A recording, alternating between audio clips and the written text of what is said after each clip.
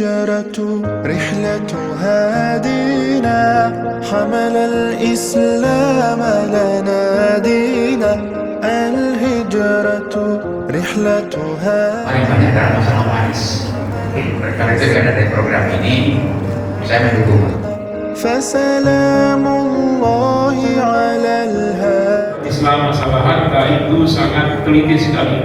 Hisabnya nanti, auditnya di hadapan Allah sungguh sangat teliti.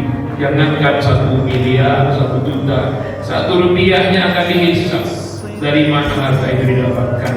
Setelah dapat digunakan untuk apa? Kalau dibayarkan ke kebutuhan harian kemana?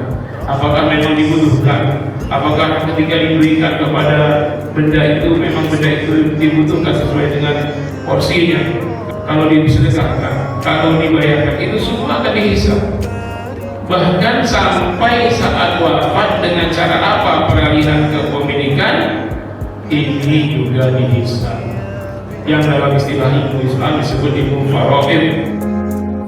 الهجرة رحلة هادينا حمل الإسلام لنا دينا الهجرة رحلة هادينا حمل الإسلام لنا دينا